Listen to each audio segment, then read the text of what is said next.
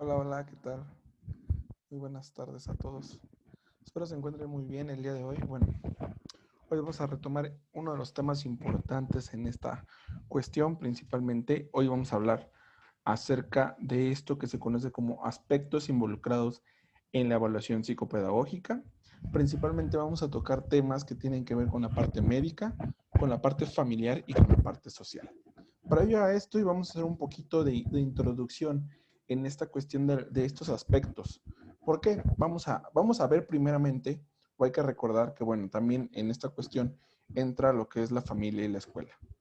Estos aspectos involucrados y que son prioritarios, la familia y la escuela, en esta cuestión. ¿Por qué? Bueno, a esta cuestión y podríamos aumentar, por así decirlo, o aunar en esta parte. ¿Qué es lo que estamos haciendo? Vamos a hablar primero de esta evaluación psicopedagógica. ¿Qué estamos evaluando aquí? Recordemos que hablar de una evaluación psicopedagógica conlleva muchísimas cosas. Principalmente un punto importante en esta cuestión es el rendimiento tanto académico en esta cuestión como de aprendizajes que va a tener el sujeto. Y aquí es un punto importante. ¿Por qué? Porque la misma psicopedagogía no solamente se centra en aspectos educativos, sino que va en todo este proceso del aprendizaje de la persona, en todo su desarrollo humano, desde que nace hasta el momento en que llega a una vejez o senectud.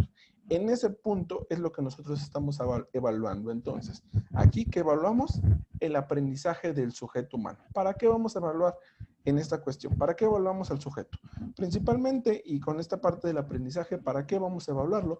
Tiene que ver con una funcionalidad importante, para saber las potencialidades y deficiencias que pudiera llegar a presentar la persona en algún punto de su vida. Hablemos en alguna alteración biológica, social, en alguna alteración de carácter motivacional o aspectos de esta magnitud. Esta cuestión tiene que ver con nuestra tercera pregunta. ¿Quiénes están involucrados en la evaluación psicopedagógica? Un tabú que ha sido principalmente cuestionado en diferentes términos, en diferentes situaciones y que ha tenido principalmente un punto importante. Aquí, ¿quiénes son los que están involucrados?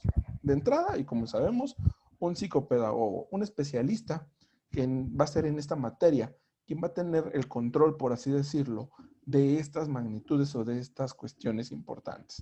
Aquí se pueden aunar o se pueden unir a un equipo de especialistas o profesionales o profesionistas a esta evaluación psicopedagógica. Puede ser un fonoaudiólogo, puede ser un neurólogo, un psicólogo, un pedagogo, un orientador educativo, cualquiera que esté en esta cuestión. Ahora sí, aquí en esta parte de aspectos médicos. Hablando y entrando a materia en aspectos médicos, ¿qué es lo que nos estamos hablando? ¿A qué nos referimos? Principalmente dentro de esta evaluación psicopedagógica vamos a encontrar un aspecto muy importante que es el aspecto neuropsicológico. ¿A qué nos referimos con esto? Bueno, aquí la misma neuropsicología debe ser en esta cuestión en algún tipo de pruebas, principalmente con un neurólogo especialista en esta parte, que debe ser administrado su prueba en esta cuestión en forma individual, con un objetivo de indagar principalmente si este pequeño posee funciones cognitivas necesarias, por ejemplo, y en uno de los casos más usados en esta cuestión, en lectoescritura. ¿Por qué? Precisamente, retomando esta cuestión del aprendizaje del sujeto, lo podemos ver con una coordinación visomotora, con un test, por ejemplo, de Bender, con una conciencia silábica, con una memoria auditiva, con un aislamiento de un primer fonema, con una conciencia fonológica. Y esta cuestión o estas alteraciones neurológicas que vamos a ver en estos factores neuropsicológicos, principalmente dentro del cerebro humano, para identificar cuál es la parte importante, por así decirlo, dentro del cerebro que está presentando una falla o una alteración. Esta cuestión en estos aspectos médicos, aquí entran estos principales trastornos, vaya, desde una afectación en el área de Wernicke, una afectación en el área de Broca, un proceso, una falla sináptica en esta cuestión, donde vamos a ver principalmente estas alteraciones.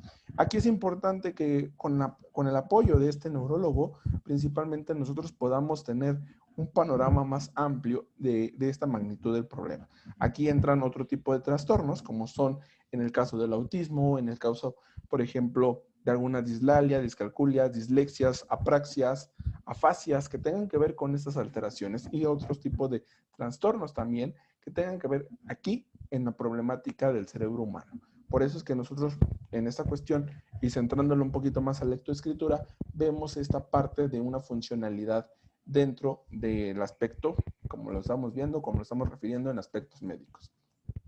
Estas habilidades principalmente deben estar adquiridas o en vías de adquisición. Aquí es un punto importante. ¿Por qué? Porque cuando el pequeño entra al primer año escolar de primaria, en esta cuestión, aquí en México, recordemos que es primaria, educación básica que viene de preescolar, de los 3 primeros años de preescolar, pero cuando viene esta transición de preescolar a primer año escolar de primaria, como se podría decir, como un paso grande para el pequeño, debe de tener estas habilidades de lectoescritura consolidadas. ¿Para qué? Para prever principalmente, y como lo vemos aquí, un adecuado uso de esta parte de la lectoescritura. Es decir, el niño tiene que tener estas habilidades de leer y escribir oportunamente o de forma correcta, y dicha evaluación la puede realizar un docente u orientador educacional. Aquí es donde vamos a encontrar un primer punto.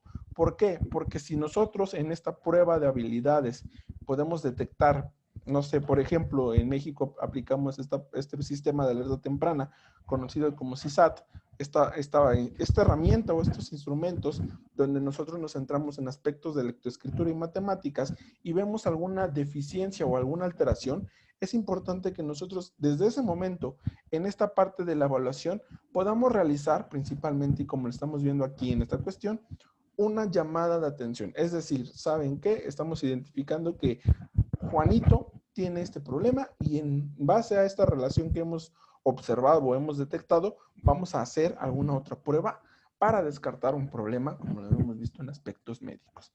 Aquí, el diagnóstico neuropsicológico o neuropsicopedagógico arroja datos principalmente sobre la predicción lectora, en aspectos muy importantes que habíamos visto que estamos detectando en esta cuestión. Un punto importante aquí o de referencia también muy especial, recordemos por ejemplo el test de Lauretta Bender. Este test de Lauretta Bender es lo que nos propone o lo que nos está dando como información importante en esta parte de coordinación visomotora para descartar algunas problemáticas a futuro. Esta parte, y entonces es muy importante para nosotros que empecemos con esta consolidación. ¿Qué pasa con el aspecto familiar? El aspecto familiar en esta cuestión juega un rol muy importante. Es uno de los pilares fundamentales en esta cuestión. Principalmente, y como sabemos, la familia es este primer punto de apoyo.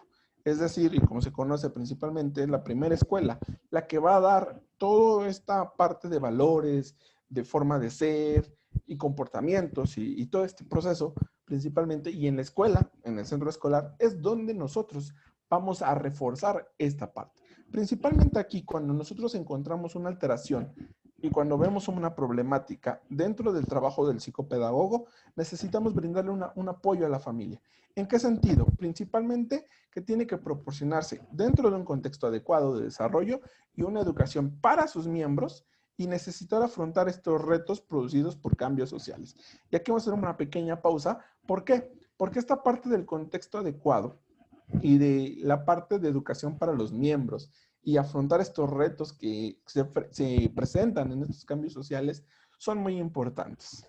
¿En qué sentido? En el sentido, por ejemplo, de que tiene que ser un ambiente, como nos han dicho varios autores, un ambiente cálido, donde haya armonía, empatía, seguridad, estabilidad emocional y toda esta parte muy bonita. Principalmente, y hemos visto o hemos encontrado también casos aquí muy importantes donde a veces el contexto no es el adecuado. Las condiciones aquí en esta cuestión referente a los cambios sociales que nosotros estamos viendo aquí es importante. Un ejemplo muy sencillo. Supongamos, ¿no? En cierta ocasión vemos a Manuel que tiene un problema emocional, es un chico de 8 años, tiene un rendimiento académico perfecto, todo va estable, es de promedio de 9-10 en general en los bimestres, pero de un tiempo a la fecha, el niño tiene un bajo rendimiento académico. El docente, pues, no sabe lo que está pasando, como todos los niños cree que es normal, que va a pasar en algún momento le empieza a llamar la atención porque no empieza a trabajar, empieza a perder algunas consecuencias en esta cuestión y por ende va a reprobar el ciclo escolar. ¿Qué pasa aquí?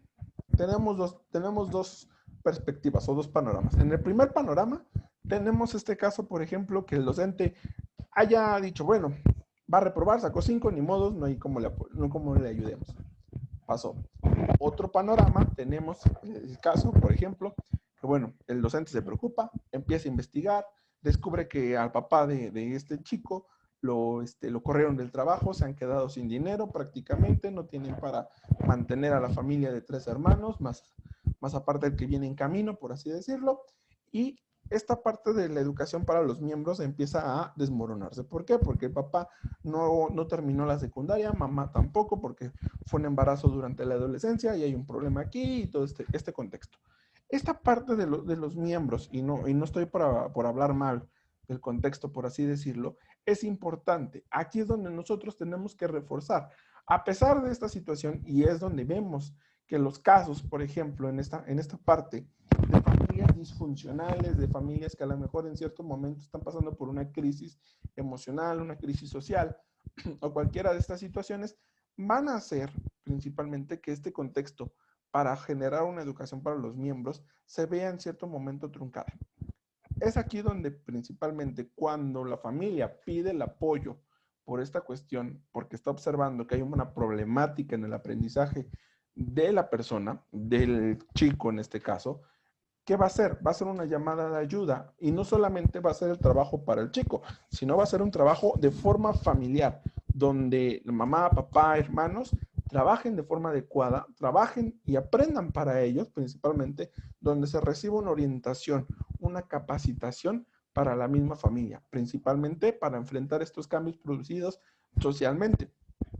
Aquí vemos inclusive también estos aspectos que hemos estado viviendo ahorita con esto de la pandemia, con estos cambios sociales, donde el mismo rol de la familia está jugando un papel importante, donde la mamá tiene que fungir como este rol docente para apoyar, asesorar y seguir en el rendimiento académico de los chicos. Y muchas veces estos retos que están producidos por estos cambios sociales se ven truncados, se ven frustrados, viene esta desesperación, viene esta ansiedad, vienen problemas socioemocionales muy fuertes que van a repercutir en qué situación, principalmente en esta parte de las oportunidades de cambio, que es de lo que estamos hablando aquí.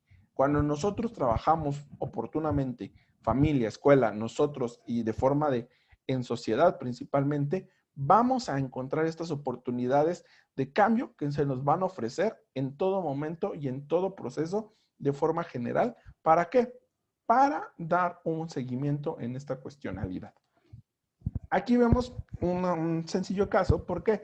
Porque vemos principalmente que los programas de educación para padres constituyen uno de estos apoyos que la familia necesita. La famosa escuela para padres está pensada principalmente en esta parte o en esta peculiaridad, en brindar un apoyo, en brindar un asesoramiento, un seguimiento oportuno, donde la misma familia necesita esta situación y buena parte de ellas están basados en esta intervención psicopedagógica y en la parte de la psicopedagogía comunitaria, que aquí es uno de los puntos importantes y como referencia hemos visto, hemos detectado en algunos casos. ¿Por qué?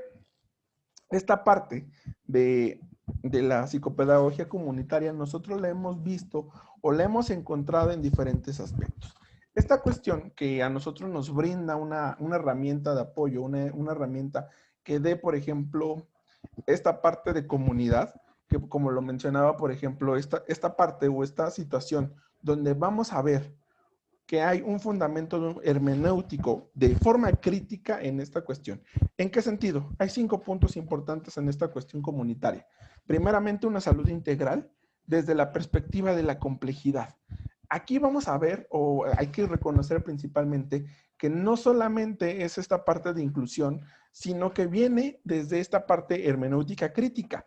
¿Por qué? Porque la intervención psicopedagógica y la intervención psicopedagógica en base a la comunidad, a la psicopedagogía comunitaria, requiere esta parte de una salud integral, no solamente en aspectos biológicos, en aspectos médicos, sino en aspectos emocionales. Desde esta parte vamos a entender a la misma salud integral desde estos aspectos o desde esta cuestión biopsicosocial hacia una perspectiva más compleja que nos va a brindar una herramienta de apoyo fundamental en este proceso. De aquí vamos a encontrar un segundo punto, que es del modelo biologicista hegemónico, aquí, a un modelo, a una modalidad de un médico social, o parte de la comunidad, como se le conoce en esta cuestión. Una parte biologista humana o hegemónica en esta cuestión, vamos a encontrar que la totalidad, por ejemplo, de esta salud integral, de esta perspectiva, donde reconocemos el problema emocional como un problema de salud integral o de salud mental, por así decirlo, en este reconocimiento, se queda ahí, se queda estático. Ok, necesito un apoyo terapéutico, se le brinda esta parte. Desde esa hegemonía, pasamos a un medio social, que es principalmente un poquito más humanista, donde vamos a encontrar la funcionalidad a través de la misma sociedad, de la parte comunitaria, donde vamos a ayudar aquí a los padres a optimizar este escenario principalmente y que vamos a encontrar también aquí una educación familiar. Para pasar a un tercer punto de lo que hemos estado hablando en esta hermenéutica crítica de la psicopedagogía comunitaria, que es de la misma epistemología convencional que se conoce como comunidad, a este conjunto de muchos en un estado etnográfico, por ejemplo, particular, de un orden biopsicosocial y todas estas cuestiones, que va a pasar de esta parte convencional entonces a una epidemiología. Aquí ya pasa a una epidemiología crítica y de la salud mental, donde ya se va a reconsiderar el problema emocional como un problema mayor, es decir, un trastorno. Y es donde nosotros podemos encontrar también esta cuestión, motivaciones, desesperaciones, ansiedades, estrés, preocupaciones, todo esto que se considera como salud mental pasa a esta cuestión epidemiológica, es decir, un fenómeno que ya está sucediendo dentro de una comunidad, no solamente una familia, sino una comunidad social que estamos encontrando aquí, que necesita una llamada de esperanza, una llamada de apoyo para trabajar esta cuestión. Y de aquí pasamos a un cuarto punto, que es la salud pública de forma general, que es una salud pública colectiva, a una salud pública comunitaria. Aquí la comunidad, con su participación, por ejemplo, en esta cuestión derecho, empoderamiento, esta cuestión de un actor que tenga que ver como participante en esta parte de un reconocimiento emocional, de un reconocimiento donde va a trabajar esta cuestión de una generalidad. Vamos a suponer el caso, un contexto, por ejemplo, en esta cuestión. La epidemia que estamos viviendo ahorita, COVID, tiene que ver, por ejemplo, con una salud colectiva, donde estamos viendo todo el grupo de personas busca una vacuna para trabajar de forma colectiva para la comunidad. Cuando ya de forma colectiva el equipo especializado encontró la vacuna, pasa a una salud comunitaria. Es decir, se va a trabajar en estas cuestiones a erradicar el problema, a inyectar la vacuna a todos. ¿Qué pasa en la parte emocional, en la parte mental? El equipo de especialistas detecta el problema, detecta esta cuestión que está trabajando aquí en este programa de educación de intervención para padres, en la escuela para padres, detectamos el problema, trabajamos en el problema y pasamos a una parte de comunidad, donde se va a aplicar el tratamiento, como se le podría conocer. Nosotros aplicamos este tratamiento de forma general, ayudamos a esta parte de optimizar, de rendir en el desarrollo, en este escenario de desarrollo y de educación familiar de forma colectiva para que podamos encontrar, ahora sí, un nuevo modelo de intervención. En este modelo de intervención principalmente vamos a encontrar lo que es una esencia fundamentalmente importante en este rendimiento. Y es aquí donde vemos nosotros principalmente que dicho rendimiento puede encontrarse en todos los sentidos para generar una buena intervención dentro de esta cuestión. Pasando de lleno a estos aspectos sociales, vamos a encontrar que, bueno, debido a estas cuestiones, la sociedad actual ha producido cambios importantes en la vida familiar. Hace 20, 30 años, 40, 50 por lo mucho, encontrábamos familias nucleares donde estaban mamá, papá e hijos. Actualmente estos cambios sociales han repercutido en la vida familiar. Una reestructuración completa donde estos cambios importantes han visto muchos seguimientos aquí. ¿En qué sentido? En familias modernas, como se le conoce, donde ya no es una familia tradicionalista, una familia moderna, con diferente forma de pensar, con diferentes perspectivas, y que junto a los excesos de la misma sociedad de consumo, que también juegan un papel importante aquí, una larga jornada laboral de los mismos padres, hay que resaltar inclusive una gran diversidad de formas en esta cuestión familiares que conviven hoy en día. Esto habla por sí solo, ¿no?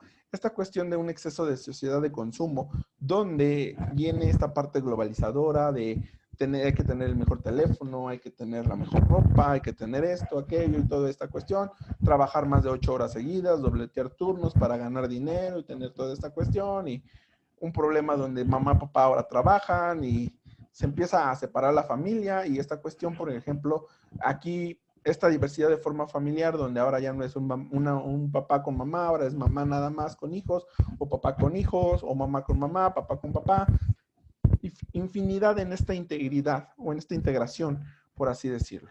Cuando nosotros vemos esta parte, donde ya en nuestro contexto diario es común verlo, donde día con día lo vemos, desde esta cuestión, desde la parte tradicional hasta la familia moderna, empezamos con esta cuestión de una perspectiva de cambio, que es donde principalmente este modo de pensar cambia.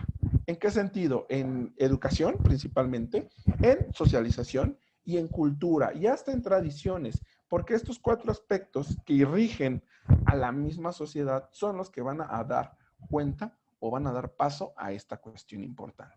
Desde este ámbito comunitario que nosotros estamos viendo, los programas de intervención en esta cuestión de evaluación deben partir de un análisis en la cuestión de las necesidades de apoyo social de las mismas familias, de los mismos recursos con los que vamos a contar, y con los que en esta parte, cuando ya tenemos, hay que ahora plantear una eliminación de una barrera de acceso a dichos recursos. ¿En qué sentido? En estos programas de intervención donde se destina un recurso económico o un apoyo emocional, un apoyo terapéutico en esta cuestión, hay que brindar principalmente esta cuestión de que tiene que ser de forma general, para todos, como se le podría conocer. Y evitar que decir, bueno, porque no tienes este recurso económico, eres de este estrato socioeconómico o social, no tienes derecho a este programa. Al contrario, es brindar un apoyo, una alternativa que dé seguimiento a esta parte importante en todos los sentidos. Generalmente esto, cuando nosotros lo vamos a encontrar o lo vamos a enfocar en esta perspectiva, vamos a encontrar que fomentando esta cuestión de una participación ciudadana de forma colectiva, que todos ayudamos al prójimo, como se podría decir, van a potenciar estilos de vida saludables, de una calidad de vida mayor, de un bienestar y una cohesión social para aprovechar este rendimiento académico. El papel del mismo psicopedagogo aquí en esta cuestión, desde la perspectiva social, juega un papel importante, como ya lo estamos viendo, en la misma comunidad. La psicopedagogía comunitaria es esta base humanista, principalmente donde esta parte de apoyar, de potenciar estos estilos de vida para mejorar, para cambiar, para trascender, por así decirlo, van a hacer que el mismo grupo social o el mismo factor social repercuta en todo lo demás, ayudando, por ejemplo, a una pequeña comunidad, a una pequeña comuna, y esa comuna ayuda a otra comuna, y así va creciendo este círculo, por así decirlo, para generar un cambio. Estos cambios vienen producidos principalmente en cada una de estas cuestiones importantes. Es aquí donde nosotros podemos resaltar inclusive esta cuestión que no hay que perder de vista, que hay que seguir considerando principalmente de lo que necesitamos transformar, de lo que podemos llegar a cambiar. En este sentido, y de forma general, la perspectiva social que nosotros vamos a dar en estos aspectos o en estas atribuciones generalmente importantes, en estos aspectos involucrados en la misma evaluación psicopedagógica, consideramos aquí esta cuestión. Principalmente, y como lo veíamos ahorita, bueno, rinde principalmente en estos atributos. Recordemos también, por ejemplo, y como les decía, no hay que perder de vista también los aspectos psicológicos, que en esta cuestión, por ejemplo, Piaget decía en 1964, cada vez que enseñamos algo al niño, impedimos que él lo descubra por sí mismo. Y esto no quiere decir que enseñarle al niño está mal, al contrario, replanteando un poquito la situación es entender esta frase. ¿Por qué? Como nos decía Piaget, y la repito, cada vez que enseñamos algo al niño, impedimos que él lo descubra por sí mismo. ¿A qué me refiero con esta situación? La típica familia sobreprotectora donde, yo le doy esto al niño.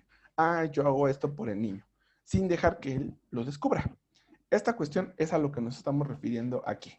Ya lo decíamos ahorita, uno de los referentes en estos aspectos psicológicos es Piaget y Henry Wallon. Wallon y Piaget han sido pioneros en esta cuestión. ¿Y por qué? Porque ya decíamos, por ejemplo, en estos aspectos psicológicos, hay una relación entre un sistema vivo y su ambiente, de un equilibrio en esta cuestión, las inteligencias sensoriomotrices están presentes, hay estadios de la inteligencia, la famosa teoría del desarrollo cognitivo de Piaget, hay trastornos psicomotores en esta cuestión, hay algunos estadios impulsivos emocionales, la cuestión sensoromotora, el proyectismo, el personalismo, el pensamiento categórico y todas estas cuestiones que brindan principalmente una cuestión importante. Las ventajas de una evaluación psicopedagógica aquí en estos aspectos involucrados, ¿qué son?